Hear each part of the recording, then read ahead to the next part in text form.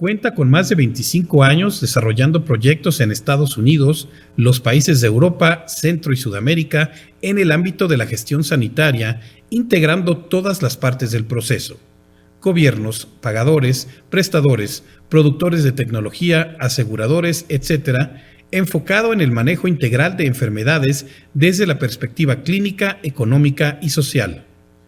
Ha colaborado con las principales asociaciones nacionales de salud de dichos países en el desarrollo de modelos innovadores de acceso basados en las necesidades clínicas, administrativas y económicas de los prestadores, maximizando el impacto en la población derechohabiente.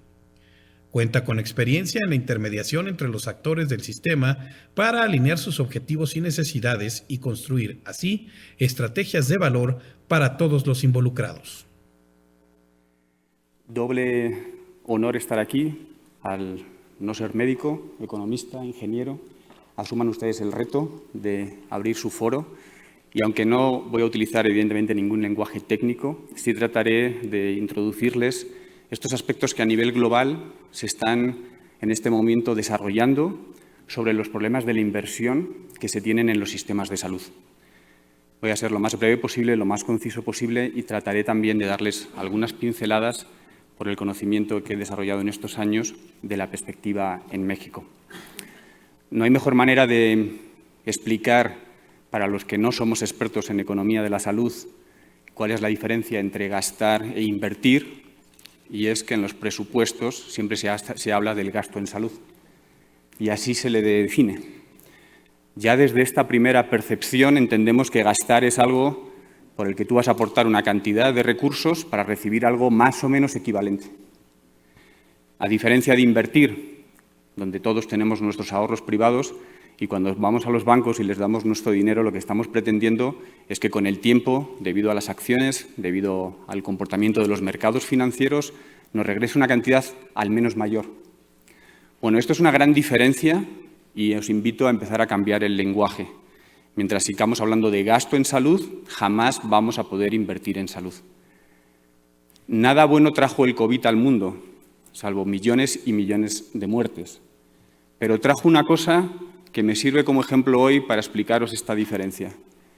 En el 2018, en marzo del 2018, meses antes de que se declara la pandemia a nivel mundial, en ningún presupuesto de ningún país del mundo había una línea en el gasto en salud que decía vacunas de COVID, ni tratamientos de COVID, ni nada relacionado con el COVID. Obviamente, me van a decir, no existía. Pero en 3 años, el gasto que se tuvo que realizar a nivel mundial fue ingente, sin hablar del esfuerzo de los investigadores clínicos, vacunas y todos los aspectos que permitieron que saliéramos de aquella pandemia. ¿Por qué, si no había un presupuesto para COVID, hubo una inversión en COVID? Háganse esta pregunta. Los países tuvieron que tomar, México entre ellos, por supuesto, la decisión de sacar, redistribuir, recolocar, como ustedes lo quieran llamar, ante una situación que paralizó, no solo por parte de mortalidad, sino también a nivel económico y productivo, todo el mundo. Por tanto, yo sé que va a sonar un poco extraño, pero cuando dicen que no hay dinero para gastar en salud, seguramente es porque no lo estemos pidiendo bien, porque dinero hay. México está en el G20. G20 significa que está entre las 20 economías más grandes del mundo. De hecho, es la 16, por lo menos a día de ayer, creo que no ha cambiado. Lo que quiere decir que recursos aparentemente hay. Lo que hay que entender es estos recursos, cómo van a surtir, cómo van a cubrir las necesidades que nuestras poblaciones requieren. Por cierto, las requieren por el éxito de todos ustedes como doctores que han conseguido elevar la esperanza de vida a límites inimaginables hace 200 años. Pues es evidente que va a haber más gasto en salud, porque evidentemente hay más población y es más sana. Y ahora pues ya no nos morimos por una infección. Ahora tenemos enfermedades tan sofisticadas, tan difíciles de detectar y con tratamientos tan específicos como el cáncer de triple negativo que hoy nos une aquí, que es evidente que va a requerir un planteamiento diferente. Al mismo ritmo que instituciones como la aquí representadas en la academia y los institutos de salud pública publican y evolucionan en tratamientos clínicos, al mismo ritmo deberíamos evolucionar los modelos de gestión sanitaria y los modelos económicos que lo sustentan. Y esto no sucede. Por cada investigación o publicación que hoy se habrá hecho, hoy se habrán publicado 300, el doctor Lazcano sabrá mejor que yo, 400 publicaciones en el mundo, 500 sobre cáncer, les aseguro que 0 sobre economía de cómo cubrir este ingente conocimiento que se está adquiriendo. Y ese es el problema que nos vamos a encontrar siempre. Habrán escuchado ustedes, y yo no voy a ser quien lo niegue, que el gasto en salud en México contra el PIB, contra el Producto Interior Bruto, que es como se mide el crecimiento de una nación, es el dinero que entre todos ponemos a disposición de entre todos para todos los servicios para crecer, es bajo. Y la respuesta es cierto, pero no caigan en la trampa. ¿Es bajo contra qué? Depende contra qué me compare. Bueno, lo que están viendo aquí, y no sirva como excusa, simplemente para explicar el punto de partida de los problemas que nos vamos a enfrentar en los próximos años, es que el gasto en salud es bajo, salvo que lo compares contra la tasa de recaudación pública. Porque cuando lo comparas contra la tasa de recaudación pública, como verán ahí, la situación de México está un poquito retardada. Entonces, los países que están gastando más en salud disponen de más recursos en salud. Es obvio, es lógico. Los países que tienen una capacidad recaudatoria más baja, por definición, van a tender a gastar menos en salud. La tasa recaudatoria de México, por el modelo económico que queremos tener, es la mitad de los países de la OCDE. Pues esto implica que nuestro crecimiento de gasto en salud, apenas el 0.1, 0.2% por año, nunca va a cubrir las necesidades en salud que requiere las nuevas tecnologías y la demanda que está creciendo. Por demanda en economía se entiende la necesidad de un servicio. En nuestro caso son nuestros pacientes. O en su caso incluso, si hablamos de prevención, cualquier ciudadano. Pues si esto va creciendo y no crece al mismo ritmo la capacidad recaudatoria estatal, pues es imposible que la capacidad financiera, de manera tradicional, como se ha venido haciendo en los últimos años, cubra esta capacidad. No es posible y no va a suceder. Tampoco se piensen que es catastrofista mi comentario. Habrá que buscar alternativas, pero no va a venir por la línea tradicional de 0.1, 0.2, 0.3, el año que mejor nos vaya, que nos den más recursos para salud, que parece que siempre estamos como regateando, pidiendo y subrogando este servicio. ¿Y esto qué está haciendo? Recuerden que en la economía, y repito, no quiero tratar temas muy técnicos, pero la economía es una ciencia que simplemente ajusta la demanda contra recursos escasos. Y dicen que es la única ciencia que tiende a equilibrarse.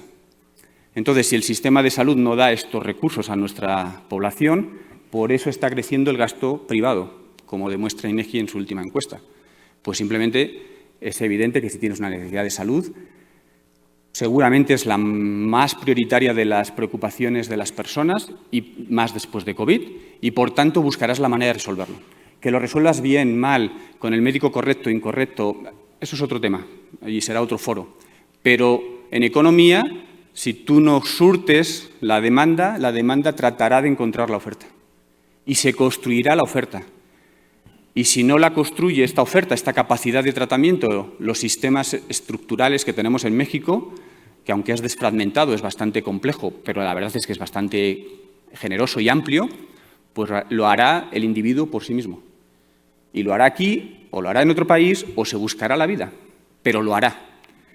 Lo que nos tenemos como reto los aquí presentes, y en un foro como este, es a encauzar esta necesidad, a encontrar una manera inteligente de hacerlo.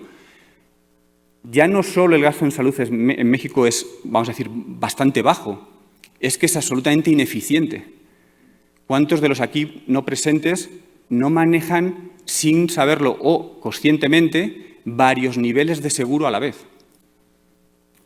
Si eres trabajador, tendrás tu seguro del instituto, como ejemplo, pero quizá un porcentaje tendrá un seguro privado. Pero si voy a la farmacia, lo pago de mi bolsillo. Pero si voy al pediatra, ¿cuántas veces estamos reasegurados? Es una manera ineficiente de usar recursos escasos. Y esa es la problemática que nos vamos a encontrar en México y no va a venir por la vía recaudatoria. salvo que haya un gran pacto fiscal, salvo que haya un cambio de la economía sumergida que existe en México y de repente todos nos demos cuenta de que lo mejor es pagar impuestos, suponiendo que eso sea verdad o no, no entro en temas ideológicos, y desde ahí aumentemos las arcas públicas. Bueno, ninguno de los que estamos aquí lo vamos a ver en nuestra vida. ¿Qué está pasando en el mundo? Lo mismo. Me dirán, bueno, no puede ser lo mismo. No pasará lo mismo en Estados Unidos que en México, que en Perú, que en África. Exactamente lo mismo está pasando. Porque no es un tema de que administrativamente o políticamente se esté haciendo bien o mal. Es que la demanda es mucho más alta que la oferta.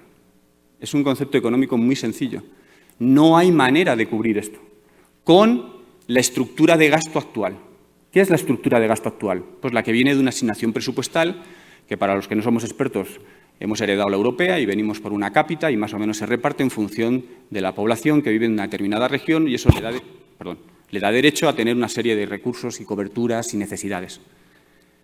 Eso está muy bien para todas las enfermedades, vamos a llamar, que son normalmente contra una incidencia aleatoria. Pero cuando tienes enfermedades de alto costo, genéticas, sin hablar de cosas más complejas, pues estos picos de gasto no están en los promedios de los cálculos de las cápitas. Para los que no somos expertos, una cápita es como cuando haces un seguro privado. Pues te van a asignar una prima y esa prima está en función de tu edad, de tus antecedentes médicos, de cuántos años estiman que te quedan de vida. Entonces van a calcular cuánto gasto vas a generar. Y sobre eso lo repercuten a 20 años y dicen, bueno, pues usted págueme 1.000 pesos al mes que yo le aseguro su salud durante los próximos 25 años. Es exactamente lo mismo que hacemos a nivel público, solo que no le llamamos prima, le vamos a llamar una asignación capital, ¿no? Bueno, estos problemas van a existir. ¿Hacia dónde el mundo los está resolviendo? Bueno, la respuesta es nadie lo está resolviendo de una manera única. Están probándose diferentes modelos que aumentan la inversión con vías de financiamiento.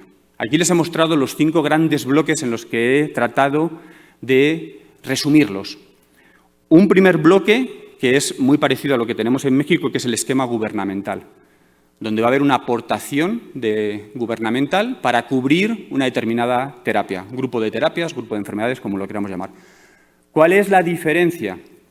Pues que fíjense que países como Europa, que vamos a decir que no es que les falte dinero, y déjenme también decirles que sus expectativas de sobrevida de cáncer de mama superan el 80 y tantos %, es decir, que están muy cerca, y en algunos países incluso el cáncer cervicutérino, que antes ha mencionado la doctora, ya está erradicado, o sea, es decir, que no tienen un sistema de salud malo. Aún así, el año pasado decidió invertir 4.000 millones de euros en el manejo del cáncer. Y dirán, ¿y por qué Europa aporta en un modelo, esquema gubernamental, 4.000 millones de euros al manejo del cáncer? Porque no quiere asignárselo al presupuesto, no quiere incrementar la base asignada al presupuesto. Lo que quiere es tener fondos específicos para cubrir picos de innovación terapéutica en este caso, o de necesidades sociales, que es erradicar el cáncer, como se tuvieron para eliminar el COVID. Si ustedes buscan hoy en las partidas presupuestales, les sigo el ejemplo, en 2025 la línea de COVID es mínima. O sea que sí se puede incrementar y reducir el gasto. Solo hay que determinar hacia qué lo diriges. En el caso del COVID era claro, vacunación para erradicar mortalidad. En el caso de cáncer, la Unión Europea lo que ha dicho es, se doy este dinero, es un fondo especial, tú si eres un país de la Unión Europea lo puedes usar siempre y cuando reduzcas 3 de cada 4 muertes.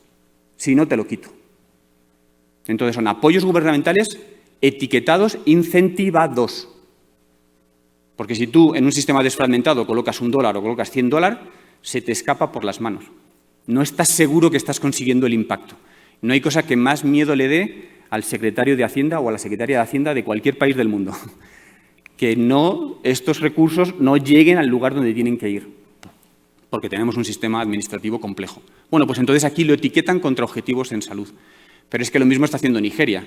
Digo, simplemente para darles ejemplos de que no es que los europeos sean más o menos listos. Es que Nigeria hace lo mismo y ahora, cuando hemos evolucionado de la medicina basada en la evidencia, que es como pasamos y de la que hemos escuchado y de la que seguro todos hemos aprendido, ahora están en la medicina basada en valor. No es la evidencia lo que financio, es el valor que obtengo lo que financio. Parece claro que todos queremos pagar solo si el resultado es el conseguido. ¿Quiere decir que si no obtengo el resultado dejo de financiar? No. cambio la cantidad de financiamiento. Si los taxanos me resuelven el manejo del 90% de los cánceres de mama, está bien. Por cierto, es un producto ya muy barato, doctora. Es prácticamente genérico, no tiene ningún costo para ningún sistema público. Pero si hay 5 casos de triple negativo que necesiten $1 millón, estoy exagerando, evidentemente, pues no, si lo calculo contra el gasto promedio por paciente, jamás se lo voy a asignar este tratamiento. ¿Qué culpa tiene la mujer de tener triple negativo versus no tenerlo? ¿Qué culpa tiene de que el sistema no sea capaz de ajustar el presupuesto en función de un perfilamiento genético? No tiene ninguna culpa. Pues el mecanismo es simplemente asignárselo con otra etiquetación. No, tampoco es tan complejo. Bueno, estos son modelos basados en presupuestación pública. Sigues necesitando altas tasas recaudatorias. Como no es suficiente, los países de gran población, China, todos los áreas de Singapur y Asia, se están moviendo a financiaciones colectivas.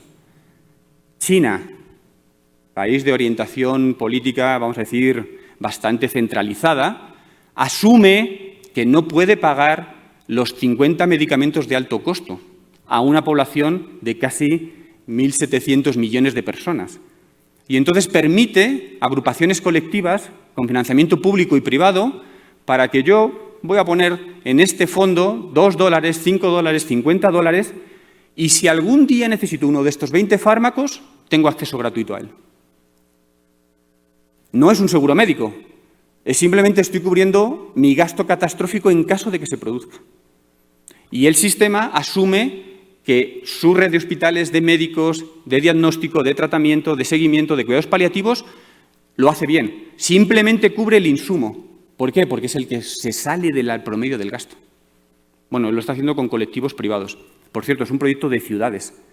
Cuando hablamos de movernos a modelos de ciudades, pues estos son ciudades con financiamiento colectivo para moléculas de alto gasto. Singapur es un ejemplo súper exitoso que está funcionando. Por cierto, en esto también a veces lo que tienen que hacer los gobiernos no es poner el dinero. Y me voy a mover al aseguramiento innovador y regreso luego al combinado. Me voy al cuarto punto, si no lo he contado mal. Porque aquí lo que está pasando en China es que, evidentemente, con una población tan grande, por cierto, accediendo a una clase económica alta, porque venían de una renta per cápita muy baja, pero ahora está siendo una población muy rica o bastante más rica, el gobierno lo que está haciendo es, yo pongo el capital semilla para incentivar al seguro privado que dé un correcto precio a mis derechohabientes. Y entonces, él hace de aval. Y dirán, bueno, ¿y esto dónde sucede? Bueno, sucede cuando ustedes van a un banco y piden una hipoteca. Para que un banco les pueda dar una hipoteca, tiene que presentar un aval ante el gobierno de que puede asumir las necesidades financieras que derivan del incumplimiento de que ustedes paguen. Si no, no les dan el certificado de poder dar hipotecas. Bueno, este es el mismo concepto, pero traído a salud. No sé por qué lo podemos hacer para la vivienda y no sé por qué no lo podemos hacer en salud, pero son modelos que desde el punto de vista de un financiero o un economista, digo, no es lo mismo, pero varía, ya está técnicamente resuelto, ya lo usamos todos los días. Simplemente no nos atrevemos a saltar a aceptar financiamientos alternativos en salud. La combinada, y voy a ir un poquito más rápido y les aseguro que en 5 minutos he acabado, es cuando además de que esto está sucediendo, yo pongo inversión privada. Fíjense qué curioso, en Wall Street, que es, todos hemos visto las películas donde los famosos lobos de Wall Street en los años 90 se hicieron archimillonarios abusando de la información que tenían sobre el movimiento de las acciones entre las empresas. Bueno, fruto de aquello, que terminó, por cierto, en la quiebra de algunas de ellas, también hubo gente, vamos a decir, buena, que se dio cuenta que su dinero privado no se lo quería dar a, para que nadie se ofenda, no voy a nombrar a ninguna compañía, pero ponemos en mente a las 50 más grandes del mundo, ahora muy de moda por la campaña en Estados Unidos, que prefiere usar su dinero privado en fondos de impacto social. ¿Qué es un fondo de impacto social? Pues que yo, como inversor privado, en vez de darle el dinero al banco, se lo quiero dar a un fondo que utilice ese dinero para desarrollar proyectos sociales o de salud.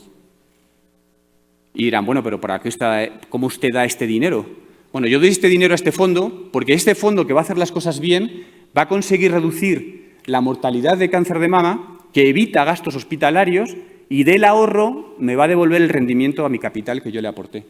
Y en vez de ser agresivo y buscar el 40% del rendimiento del capital que aporté en un fondo, busco el 4%, que hoy en día es muy digno, 5% que es muy digno, siempre y cuando se destine a fondos sociales.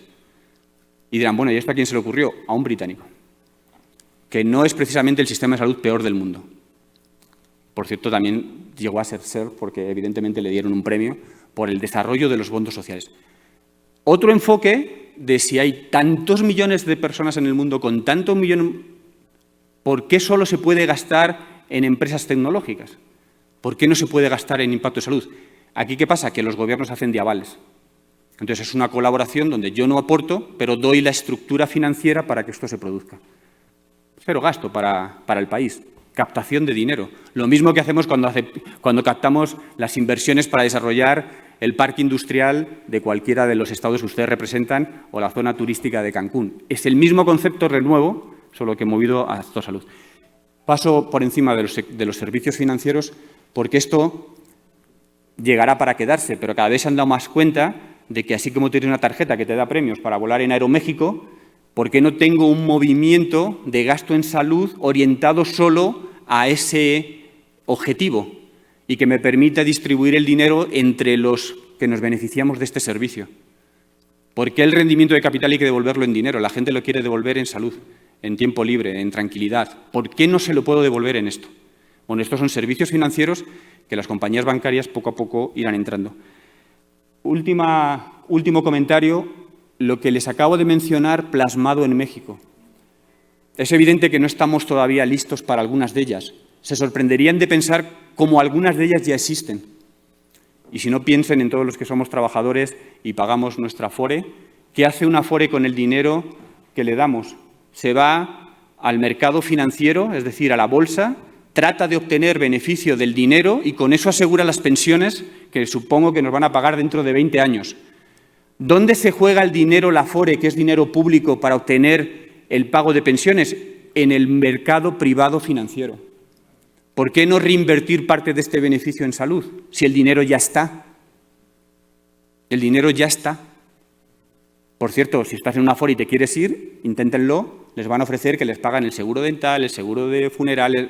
O sea, cada vez se están dando más cuenta que tienen que reinvertir. ¿Por qué? Porque obtienen beneficio del dinero que tú les prestas. En este caso no se lo prestas voluntariamente, es obligatorio, pero es tripartito, las empresas, el trabajador y el gobierno. Bueno, pues con un tercio, es decir, con $0.3, el gobierno podría generar $5.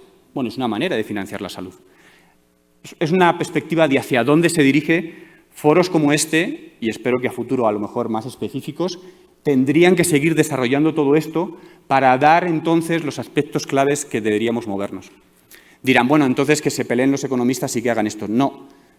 La Academia Nacional de Medicina es clave, porque si vamos a solicitar un cambio en alguno de estos modelos de financiamiento, alguien tiene que avalar que clínicamente el resultado que se va a obtener es coherente, cumple un objetivo real, se puede, por tanto, poner un riesgo financiero sobre él y el reparto es justo. ¿A quién van a preguntar? A la Academia, al Instituto de Salud Pública, a los que están aquí presentes. Luego ya ellos harán sus números, pero las macrodirectrices, que ahí es lo que les coloco con proveedores, academia, empresas de salud, instituciones, gobiernos privados. Si yo puedo comprarme una casa que no me la puedo pagar con un crédito que avala un gobierno, ¿por qué me quedo sin un tratamiento si el gobierno no es capaz de pagármelo? Pues déjame gastármelo. A lo mejor es un derecho básico, que no sé por qué nunca se ha discutido, que sin incrementar el gasto gubernamental se tiene que poder permitir. Esas son las conclusiones que les quería dar, espero les haya servido como reflexión, sé que un poco disruptiva a lo que va a ser el resto de la jornada, pero hacia aquí se está orientando la inversión, no va a llegar por la vía de recaudación, tenemos que abrirnos a pensar y liderar maneras alternativas que ya están llegando, que ya existen en sectores que no son en salud y que a lo mejor solo tenemos que trasladarlos. Muchas gracias.